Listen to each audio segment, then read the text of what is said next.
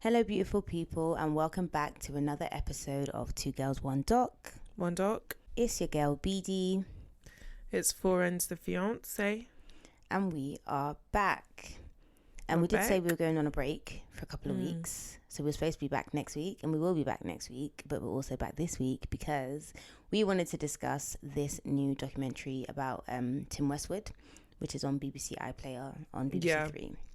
Yeah. So I am gonna insert the trailer here just so you guys can hear it, because obviously we didn't plan to do this, so we wouldn't have done it in the last episode. So I'll insert that for you here, and then we can get into the episode. You are a legend, bro. You are a legend.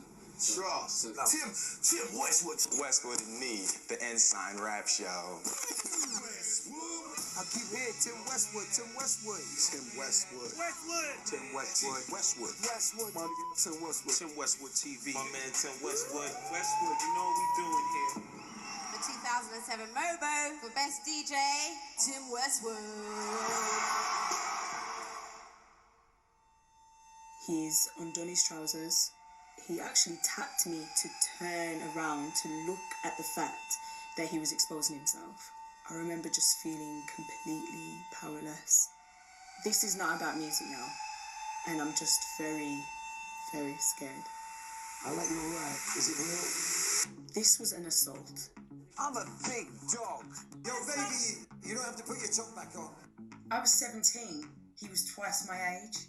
There was this kind of power dynamic. This is predatory behaviour. I just really wish I'd be able to speak to my teenage self and say, oh my God, just get out of there. If you are actively trying to touch me and I'm pushing your hands away, that means I don't want to do anything with you. If you are trying to remove an item from my clothing and I put it back on, that means I don't want it to be gone. If I'm showing you I'm uncomfortable, why would you not just stop doing it? I would describe it as an abuse of power, because who are they going to believe? This little girl from the Midlands or this big shiny star from London? He's on national radio, international. Now drop the bomb. Yeah. Do you have sex with like a lot of like girls? Not as much as I'd like to.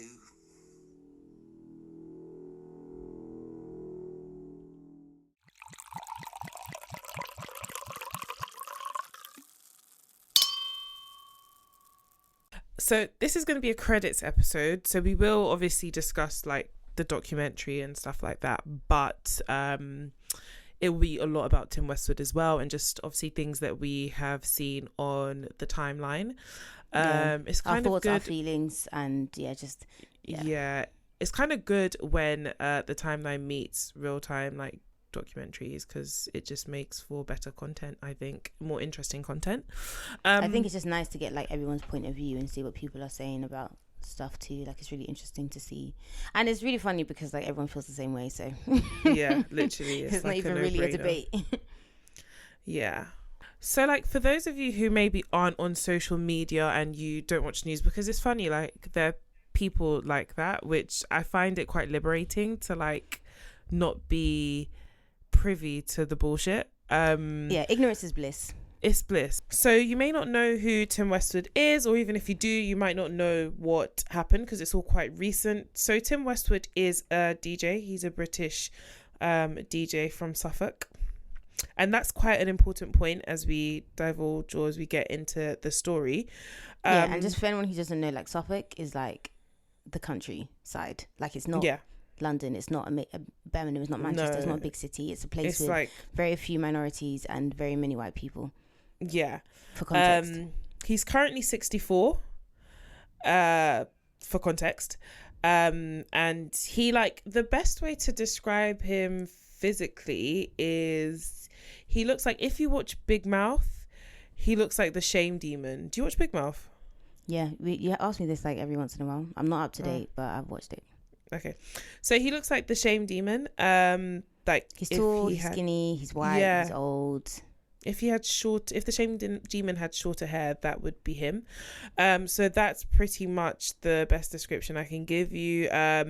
He primarily, like, his whole music thing has primarily been around like R&B, black music, like hip-hop, black British culture kind of thing. Both here and overseas.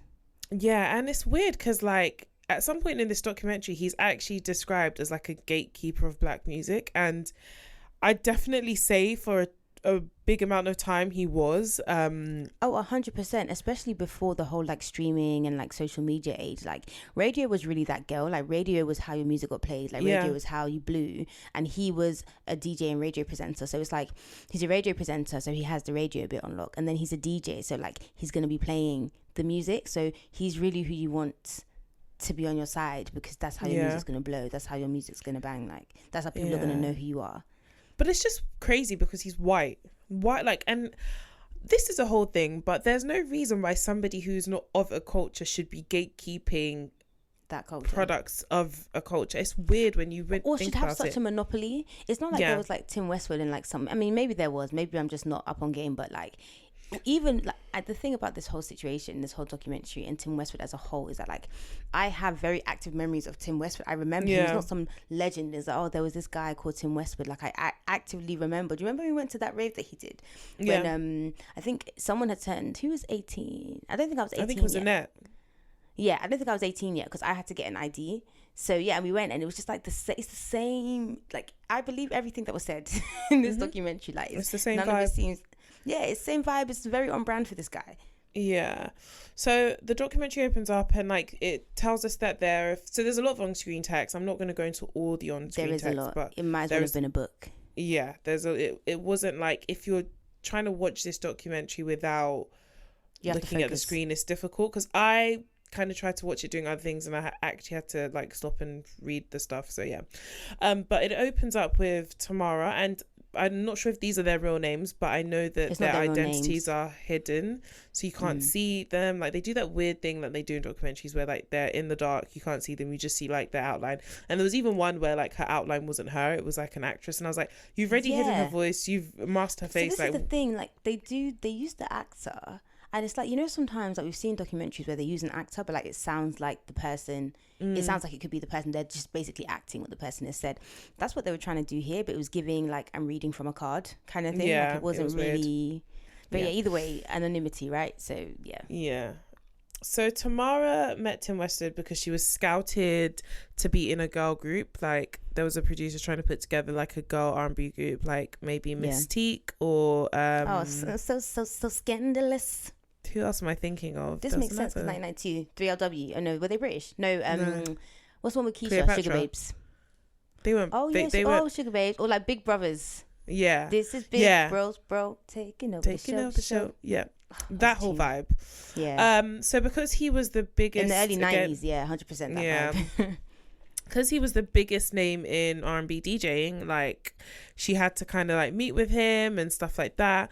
So he basically says to listen, let's set up a business meeting. I'm going to introduce you to this person and to that person and da da da da. And obviously, like, you're gassed because you're thinking, whoa, like, this is my big break. Like, Tim Westwood, oh my God, yes. Yeah. So he takes her home under the guise of this business meeting. And this interaction is so fucking weird to me. Very strange. He takes her home, steps out of the room, comes back, and literally unbuttons her trousers, pulls down her pants, and starts giving her oral sex or performing oral sex. He doesn't say a word.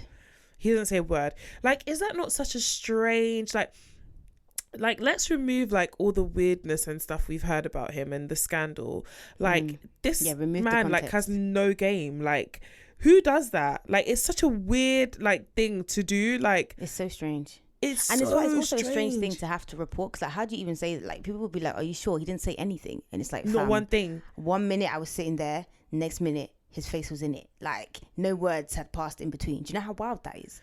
And it's wild for you to even think that that would be acceptable. Like, even if that's your man, there's a little bit of like, oh, I need to give you bedroom eyes or something. You can't just come and the thing is, the reason why it's even weird as well is because we're here under the guise of me being scouted for a girl group. It's not like we were on a date and we've been doing sexy, touchy on the way home, and like, now I look at you and you look at me and we know it's time. literally, I am of the mindset that I'm auditioning. I'm being scouted for a girl group. Like, I'm not. And you are of the mindset that you're eating cooch. Like it does. Nah. At which point did you decide this is where I go from here? Like, bruh. So she was only 17 and he was in his mid 30s. And I think recently I've been putting things. He was 34. Yeah. He was double her age. Yeah. I've been putting things into a lot of context of like where my parents were or like my partner. And like my dad, I have like a decent memory of him being 34. I can't even imagine him like chatting to somebody that was 17. What more like having any sort of relationship with them. And then like my fiance is in that age range, and I also can't even imagine him, like, he literally said to me, "You're the youngest I've ever been with, and I would never be with anyone younger." Like, what is going on? What? So she doesn't go into much detail, but basically she says after that interaction they had like sex a few times, and I understand why she slept with him, because the power dynamic was off, and that's what she says. At play, because she wanted to progress in her career. This was the gatekeeper, so she wanted to keep him happy. And then she said that it just got to the point. If I say no, will this negatively impact my chances? Career, yeah. And it just got to a point where she was like, she just felt really gross after each encounter, and like one day she just said stop. And like he never helped with the career. That career stuff never took off. I feel like this is a really good example of like coercion, that like you know, he didn't necessarily pin her down and like violently rape her, but in certain situations it's more so like what's unsaid and like the implications of doing or not doing something. Yeah. So now we meet Pamela. And she basically met Tim Westwood because she was interested in like music and like helping youths with like music and things like that. So he says to her, "Yo, why don't you come and do like work experience with me?" At the time she was 20. And this was 2000. So the first one was 1992. This one is 2000. This is 8 years. I wasn't even born in 1992. In between. Crazy. Like these two things, yeah. And like obviously he was doing other things in between then. So there's not like he was just chilling. I wouldn't be like, surprised if he was. Cock in hand. He definitely was like, yeah. So she was 20. And although that is of legal age to consent, it's still very young. And she lived in a different city. So before she came to do this internship, obviously her mum was like, "Bro, like I need to know that my daughter's gonna be safe." Tim had a few chats with the mum. Like, can you like this is wild. Very R. Kelly. This is very like Jocelyn. It's so crazy to me. And then she comes to London to meet him. And then she meets him outside, like in a car, and he starts driving towards his house. And she thinks this is weird because she's like, "Bro, I thought I'd be staying in a hotel." Yeah. So she gets to his house, and he starts touching her, and she's pushing him away. She's very much making it clear that she's not on this. He doesn't really like acknowledge that. Obviously, she's trying to take off her clothes. She's trying to put them back on. Like if you're removing my cardigan and I'm putting it back on, like that shows you that I would like to keep it on, please. Do you know what I mean? Literally. And like she says that because she just felt froze because she was isolated, that she didn't know anyone in London. She was afraid, so she just submits and sleeps with him, and or allows herself to. I don't know how to word it because it's assault, but she's assaulted, and she feels terrible after, and the work experience never happens. Yeah. So like even you, what do you think these women are telling? Like her mum, for example, will ask, "Oh, how was the work experience?" Home, yeah, it's weird. Yeah. So by 2010, he has cemented himself as the gatekeeper of black music, as we've said before, and we meet Isabel. She's 19 years old, and he was in his late 40s. So he's always going for girls that are like in that teen, early. It makes sense, especially because they used to do all those uni raves. Like Isabel's story is 2010. So again, that's 10 years after Pamela. So if the original story that we hear about is 1992, like that's a long time for people throughout the literally decades. Yeah, have been having like making allegations against you. Like that's wild.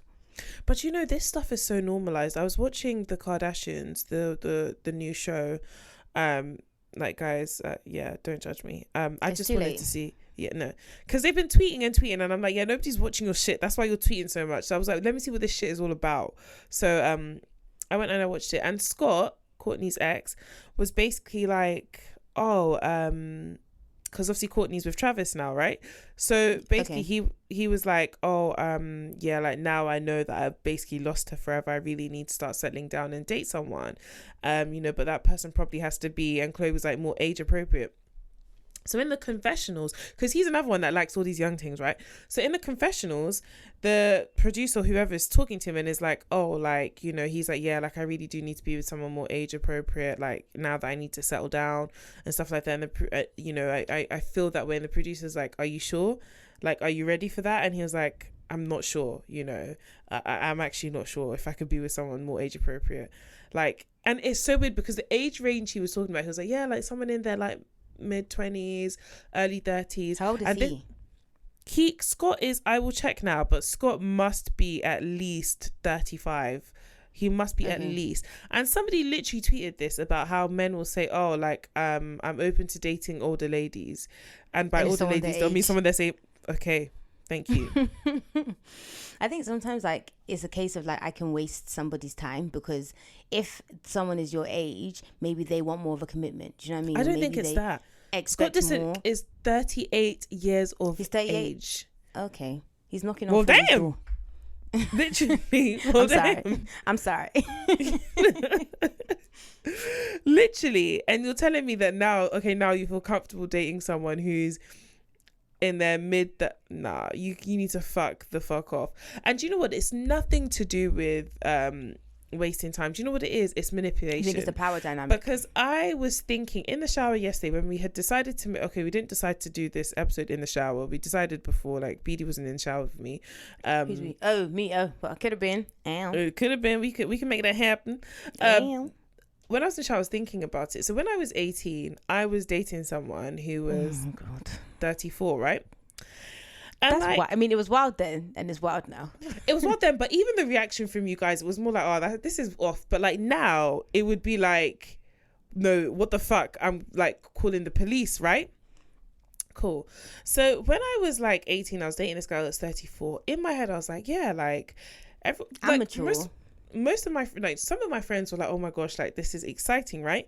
Then some of my friends were like, this is weird, but nobody was ever like, this is crazy, like, this guy is fucking like a weirdo, right? I think so. Okay, I think it was like it was like, okay, this is strange, and this guy is strange, like, he is weird for this. But I don't, and it's understandable. I don't think the reaction is the way it would be. It wouldn't have been a reaction at this age now. Is exactly, and that's hindsight, right? And understanding the world a bit better. Older. Yeah. So that's what I'm saying. And now that we're closer to that age, it's like, raw, like, what the fuck was he doing, right? Yeah. Like, now I'm looking at him, I'm like, you're a fucking weirdo. But at the time, we were all like, yeah, this is strange, this is off. But it was not like red flag, danger. Do you know what I mean? So like, when I was dating him, what I said in my head to myself was that, like, yeah, I've always been really mature for my age. Yeah. Like, this guy is like, girls mature faster than men. Exactly. So, like, blah, blah, blah. I remember we would go to his house, right? And like, he would like we would be drinking wine, and he'd be like showing me different, like, he was an architect, right? So he would be like showing me his buildings and telling me his plans. Like, oh my gosh, I'm so grown. Like, he thinks I'm old enough to discuss this shit. Like, I know he doesn't tell any other bitches this shit. Like, I am a grown woman. And now when I look back, on the whole situation, I'm like, that guy was fucking weird. Like, I don't care how mature I was, I don't care how big my boobs were, I don't care how, like, whatever, right? Yeah. I was a kid. It's one thing to approach someone thinking that they're older, and then like, when you discover how old they are, and they're if it has teen at the end, it's already like, sir, it's so weird. How many degrees you probably have? Me, I haven't even gotten A levels yet. Somebody that was a big architect, he had and do you know how long it takes to become an architect? Do you know how many part 1, part 2, part 3, and I haven't even completed my A levels. And the thing is, he, like, when I used to ask him, like, oh, why are you talking to me? He's like, oh, like, you know, girls my own age, I've never met anyone like you. You never met anyone like me, or, well, you probably have, but girls your own age can see you for what you are, which is washed. Yeah. And so this is what it all comes down to. It's the manipulation, because he told me these things that would gas me up. And I'm sure if we had stayed together, Exactly. And I'm sure if we had stayed together or things had gotten serious, like there would have been a lot of imbalance in that relationship, because he was much older, a lot more established, and he was meeting me at a very like a pivotal point. Yeah, like when you're like about to go into uni, you're forging, like forming who you are as an adult, right? So having that influence, he would have had a lot of power over me, because the woman I became would always be linked to him. It's weird. Like, it's so fucking weird. So this is why they date younger, i.e. Scott Disick is also a weirdo, because he's washed, right? I don't know if he like is manipulative or whatever, but I don't know the ins and outs of the relationship, but he's washed. So he dates these younger girls because like they don't see him for what he is. He's going to accept that. Yeah. So we meet Isabel now. She's 19 and Tim is in his late 40s. And like, I really want to emphasize for those of you who don't know like what he looks like. He does look like the shame demon. So I'm not saying that, oh, if he was sexy, that it makes everything he's doing right? But like, it's just 100 times worse that like he's gross. Like it's disgusting. There's nothing. He's actually, to me, I find him quite repulsive. Oh, yeah. And you know, it's not even just what he looks like, it's everything combined. His voice, the way he's like, baby. Oh, mate, you know, but the thing is that even back in uni, I used to find him gross. Like, literally. I have had a huge level of disdain, immeasurable, for Tim Westwood since I can remember. I have always felt like this man is weird, whether it was that this is a white man gatekeeping black British culture, or whether it was this guy's always screaming, if your pussy tight, y'all, if your pussy clean, scream. And you're just looking at him like, wait, what? And I like, there's just always been something off about him. Like, when I first saw this article about this documentary, literally everyone I spoke to about it was like, oh, finally. It's just a consensus in the community that like this guy is a strange man. He's manipulative, he's dodgy, he's weird. At the very least, he's creepy. So people coming out with these allegations, it's kind of like, I can see it happening, because all roads lead to this. Like, everything points to him being this way. It was the worst kept secret in the community. Like, literally.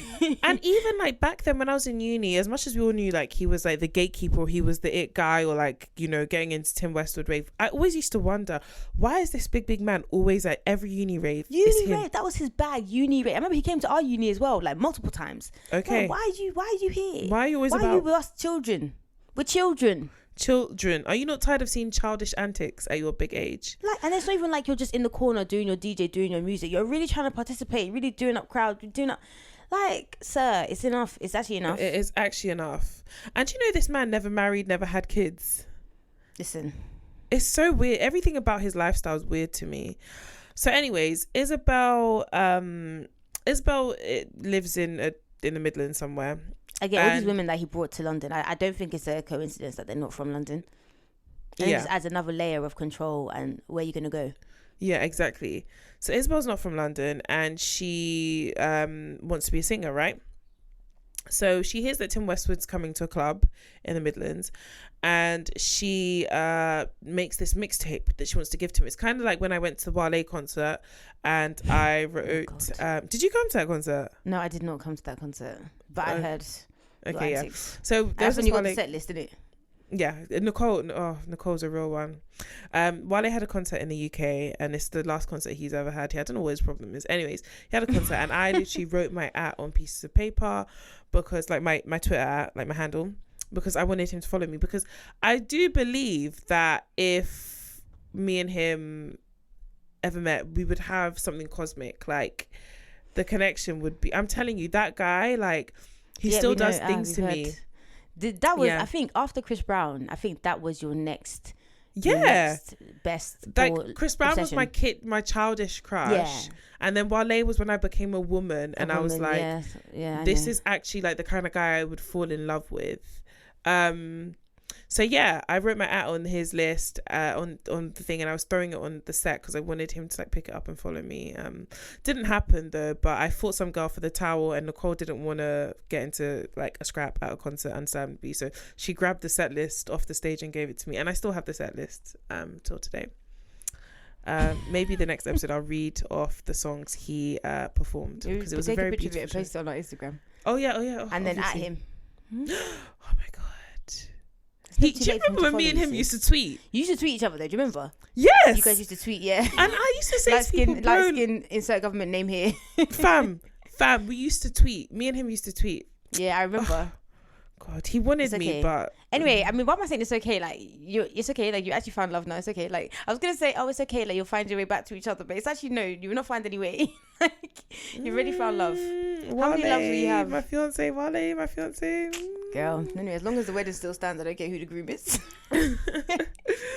So basically, so she was trying to go on the similar vibes, right? Like, get him to listen to the mixtape, and she'd put a lot of effort into this. She said she had some famous names on it, so she felt that he would be interested in, you know, her music.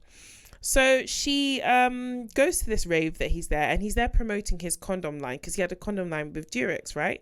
And it said something like, strap it before you smack it, or something like that. And like, it's even gross because the guy that's chatting about sex is disgusting. So I don't want to hear anything about... It's like, do you know what? I understand trying to like introduce the idea of safe sex like into uni raves. Perfect. Like, there's young people there, they're all probably going to be having sex, you want them to stay safe, fine. But it's like putting his face on it and making him the face on it of it. It's just very much like, why couldn't you... That would literally dry my coochie up in right up point. And I think that it goes to show like the celebrity or the influence that he had at that time. Yeah, because it's like, it's going to be a Westwood rave, loads of people are going to be there, like this is a great chance to collaborate. I yeah, it's unfortunate. It's very unfortunate. So she shares this condom thing. So the condom thing is being shared, and then she says that it was a bit weird, but then she felt like, okay, it's a uni rave, it makes sense. So she then feels like he's using these condoms to make explicit jokes. Like, so he's on stage and making a lot of explicit jokes. And actually, we've screenshotted some screenshot. We've done something. We've saved. We've saved some tweets, and one of the tweets was really interesting to me because there was a lot of tweets flying around about Tim Westwood, and one lady says, at Joelle May David 1, she says, I went to Ministry of Sound when I was 18. Tim Westwood was DJing. He was throwing out condoms and hurling sexual obscenities at the very young crowd. They were so bad, I can't even repeat them. It was very gross. He must have been in his 50s even. So it's a pattern of behavior. Yeah. It's a constant. It's very on brand. I'm telling you, like, whenever I went to a rave, or if you saw like his videos and stuff, it was always like, oh, you tight pussy girl, if your pussy nice, if your pussy clean, scream. And then the crowd would be like, ah. It was just, it was so cringe. Like, if nothing else, it was cringe. It was like, sir, what are you doing? What is the purpose? What's the aim here? Yeah, I'm just thinking of my friend Pat got a behind neighbor. Do you remember when Michael said this in the office, when he was like, because she was like, pattern of behavior, and then he was like, my friend Pat bought a Prius.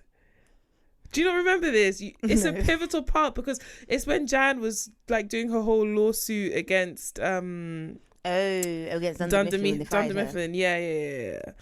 Okay, anyways, so this bit is kind of this encounter was funny because of some of the stuff she said, but it wasn't funny because it was like, what the fuck is going on? So she goes to give him her mixtape. He likes it, and he's like, listen, we need to chat. Like, you need to come to London. And he's always asking these babes to come to London, right?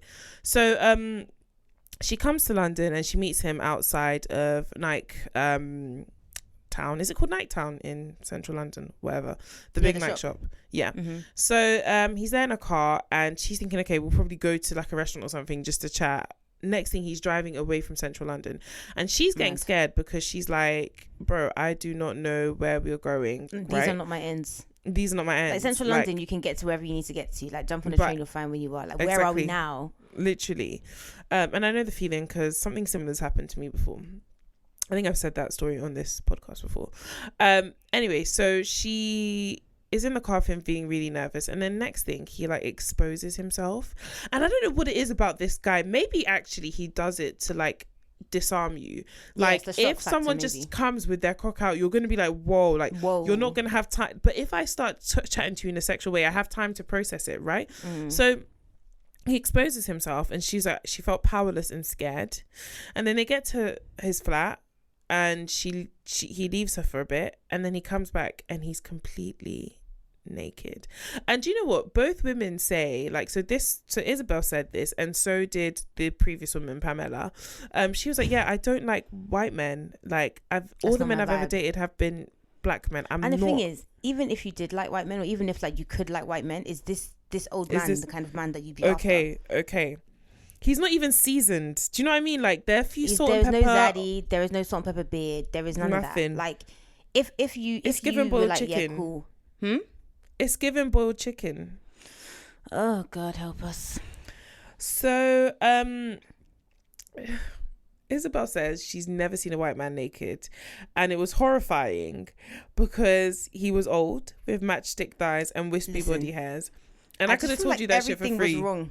Yeah, this was the worst possible situation. Literally, this is the worst possible intro to like dating white men or whatever. Yeah, literally, like there are better. Nah, but this is actually so scary.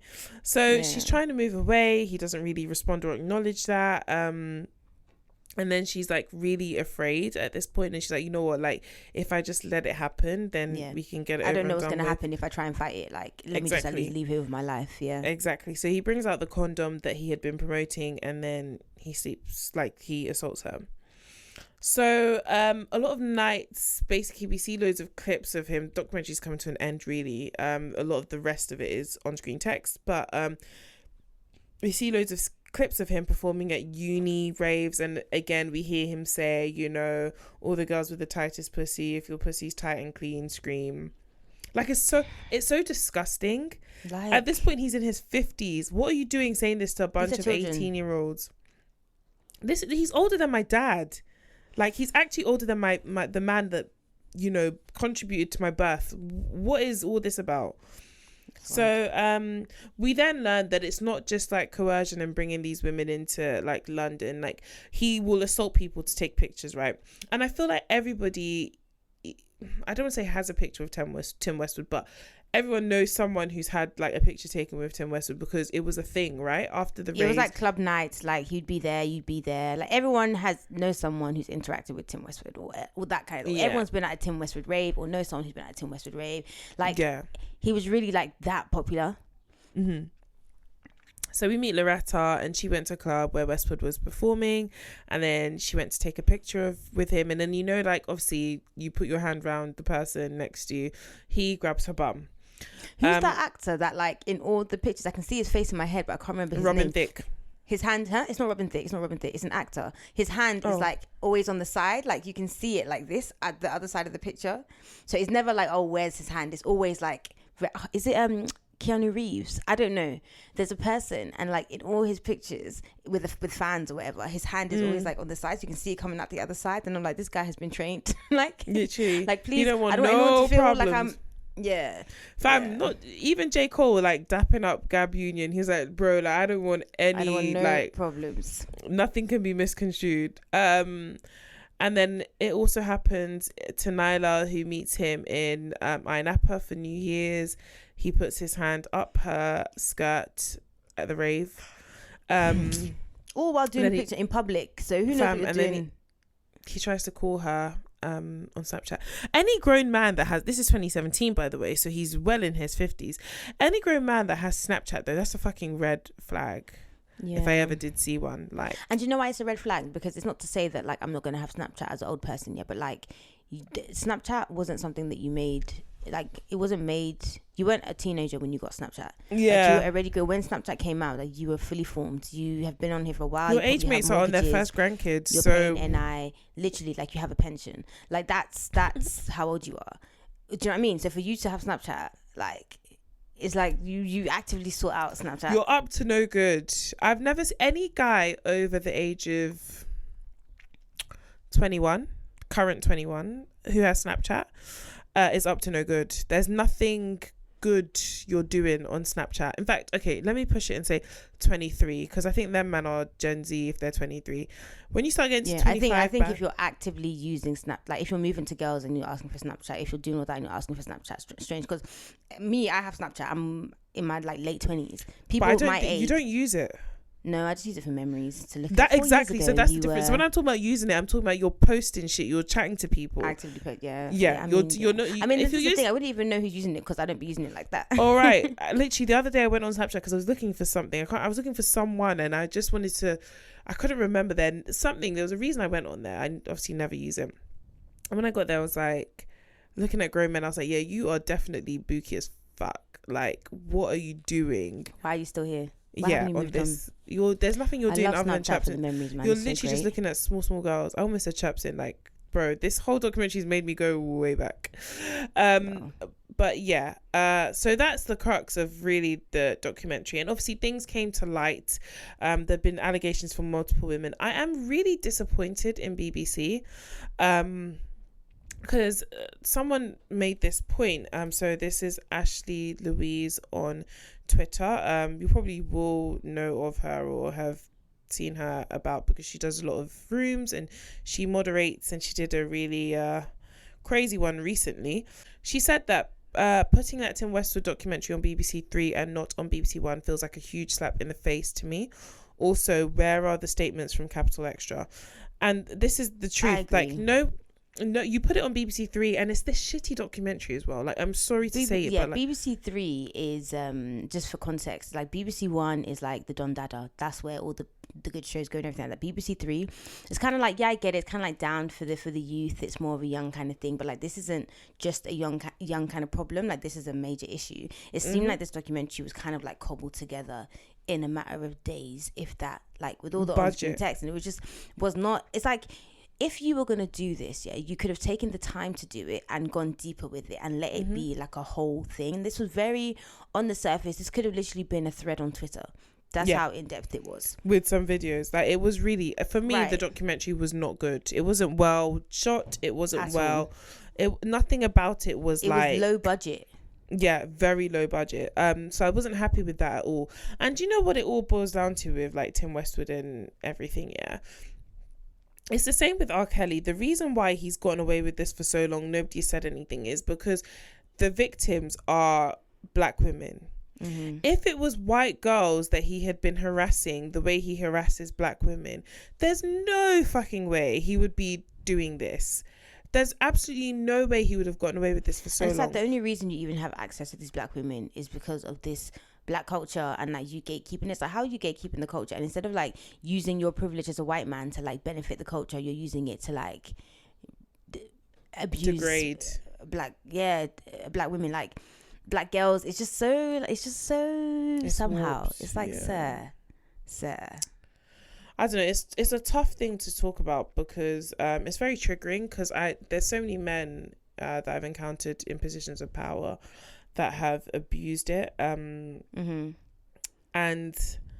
I just feel like people have been speaking up about Westwood and the things he does. It's the same. The fact that everybody has something to say. This is, like you said in the beginning, an open secret. Like, there's no way that even if you didn't witness it for yourself or if you didn't believe it, people around him are not privy to or suspicious of. Like, okay, cool, maybe you haven't seen him do something with your own eyes, but sometimes you can be like, oh, this guy might be a bit dodgy. Like, you're a bit suspicious of somebody, whether you have proof or not. Like, maybe you feel, oh, actually. Even outside of all these allegations, right? Even the way he speaks... Even the fact that he's always around uni students. Even the fact that there have been videos of him like crawling out in the morning from Uniacom, right? He's a fucking weirdo. Like, he is 64 years of... I keep going back to 64 years of age. Well, damn. Like, this is crazy. What are you doing hanging around with people? Like, even me, he shouldn't be hanging around me. You're old enough to be like my dad, like my dad's big bro. Yeah. Like, what is going on? Yeah. So, guys, I mean, obviously everything is still unfolding. I'm really interested to see what happens with these allegations. I'm not holding my breath for much. Same. In terms of like other commentary as well, there was something really interesting that was that I read just about why it's taken so long. So Lorraine M. King says people are asking why it's taken so long for allegations about Tim Westwood to come to light officially. The UK's libel laws are archaic and complex, which unfortunately means they can be used to protect the rich, powerful and famous. So it even says, she even goes on to say, you can't libel someone who is dead, which is why the full information about the allegations regarding Jimmy Savile emerged I can't pronounce that word. What? But y'all know what I mean when the person's dead. Posthumously. Posthumously. To accuse someone of sexual misconduct without tangible proof takes a very long time. And by a long time, I mean years and even decades. And can I just say... so then what was this documentary then? It was just... Was the documentary not them accusing him of that? Bro, I don't know. Maybe she's saying why this documentary took so long to come to light. Yeah. Because the first case was 1992. It was just such a shit documentary. Yeah, it was very shit. This is not what I'm holding my breath for. They better... I'm sorry, but BBC, and I will be like atting them as well, because I'm really disappointed. BBC needs to come out with something a bit better, especially because you've endorsed this man and worked with him. Like, yeah, for a the while. on-screen text at the end, and it was like, you can't confirm or deny, whatever. Because you know that you've been having reports. Yeah, it was just... And can I just say, this is why a lot of men always ask, why do you automatically believe women? Why is it that if women say this or that? Like, I automatically believe women because the world is set up to not believe women. So I would rather believe, like, a woman and it turns out that she's lying than try to, like, poke holes at what a woman is saying and then it turns out that she's telling the truth, because there are more rapists and abusers walking around scot-free than there are like lying exactly, or that there are like men sitting in prison who didn't do what was said of them. Like the imbalance is crazy. The fact that like women are most vulnerable from like harm from their partners.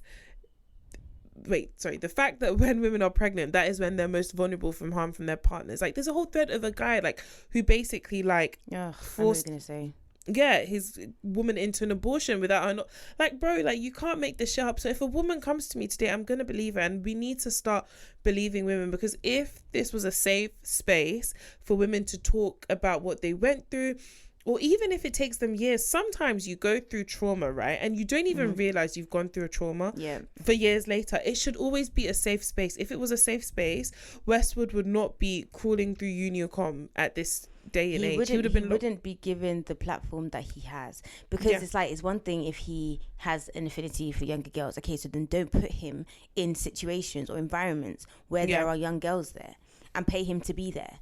Yeah. And like people are going, like, not people, Lin May, on Twitter, like arguing back and forth that like we need to be careful using the word paedophile and this and that. And like, I agree. Okay, cool, predator then, if you prefer, if you like. I agree that under literal terms he may not be considered a by paedophile. definition he's not a paedophile. Fine. Yeah, but if we're talking about like morally, because I don't always feel like we can only go by like definition, if I'm making sense. Like morally, he's a pedophile as far as I'm concerned, because she was like, I don't believe he ever like fucked with underage girls. You have no fucking way of knowing that. Like, so if that's the point she wants to make, and none of us have any way of knowing, okay, cool, by definition the man is not a pedophile. What he is a predator.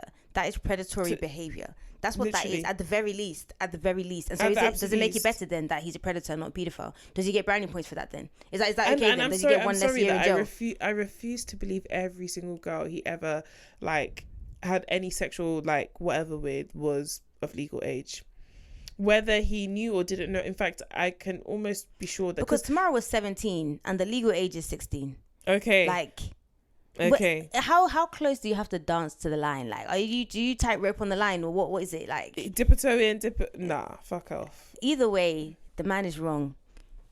And I don't hear from him for the fact again. that for the way he speaks in those raves to women, at the very least, if you want to say, oh, we can't prove that he did these things, or we don't know, many people have witnessed the things that he said in raves and done in raves. So at the very least, like that in itself, wrong. Yeah. And it's like, it's just a hop, skip and a jump from other behaviors. Yeah. I mean, if we never hear from him again, it will be too soon. But yeah, guys, that's basically summary. Like I said, if you don't know who he is, he's a DJ, 64 years old, from Suffolk. A lot of sexual... His dad was like a bishop or something. Like, apparently. He's so far removed from this fucking culture. I don't even know how he found himself. But then he's put himself in it, like he's made himself the face of it. It's crazy. It's so crazy. Like, you're like, anyway. Yeah. Let's be done. Yeah. Well, guys, Let's be that was done. that. Next week we'll be back. We'll be talking about kids who lived past lives. Oh yeah, surviving death, reincarnation. It's the reincarnation episode. I put the trailer at the end of the last episode, but I'll put it at the end of this episode as well. So If you could come back, what would you come back as? huh? If you could come back, yeah, what would you come back Oh, someone born into a rich family. as? Is that it? Yeah, that's it. Then what else do I have to do in this life but just silver spoon? Come on. What would you come back as? Me? Yeah. I don't know. I'd still want to be. I actually would just want to be with my family.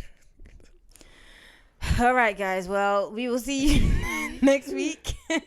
Like what? Like Rihanna's kids. Now your daddy's a colorist and your mum's like. I mean, Rihanna's. I think there are many an option besides A$AP Rocky's child. But yeah, no. I just want to come back to my family. If that wasn't an option. If that wasn't an option. Yes.